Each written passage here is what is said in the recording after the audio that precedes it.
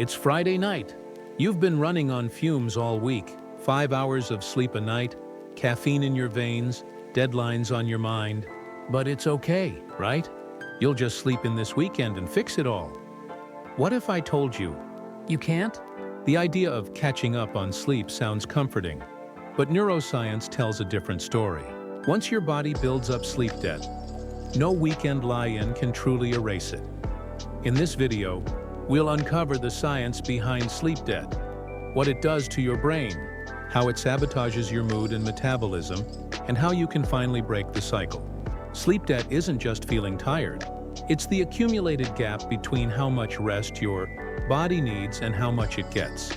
Studies show that most adults need between 7 to 9 hours of quality sleep to function properly. Every hour lost compounds into physiological debt, affecting your memory, focus, and even immune response. Imagine it like financial debt. You can make minimum payments on the weekend, but the interest, in this case, fatigue and stress hormones, keeps growing. Deep inside your brain, your suprachiasmatic nucleus, your internal clock, controls your circadian rhythm. When you sleep irregularly, this rhythm desynchronizes from your natural light-dark cycle. Your melatonin release gets delayed, your cortisol spikes at the wrong time, and your body becomes confused between day and night. Even one night of short sleep can reduce your glucose metabolism by up to 40%, mimicking insulin resistance. That's why you crave carbs after an all-nighter. Your body is literally running on emergency mode. Sleeping in on weekends can make you feel better temporarily, but it doesn't fix the core imbalance. Think of it like jet lag. Shifting your sleep by 2 or 3 hours tricks your brain into believing you've changed time zones. This phenomenon is called social jet lag, and it's one of the biggest predictors of chronic fatigue and mood instability.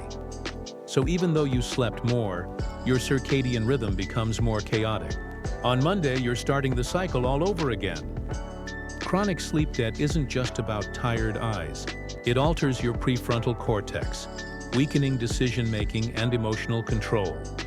It raises ghrelin, the hunger hormone, and lowers leptin, the satiety hormone, which can lead to overeating.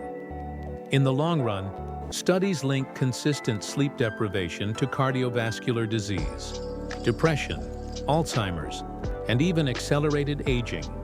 You don't just lose hours of sleep, you lose years of life quality. The key isn't to catch up, but to restore consistency. Keep a fixed bedtime and wake time, even on weekends. Just get sunlight exposure within the first 30 minutes after waking. Avoid caffeine after 2 p.m. and blue light before bed. Build a digital sunset, 1 hour with no screens. It's less about sleeping more and more about sleeping smarter. We often treat sleep as optional, a luxury we can postpone.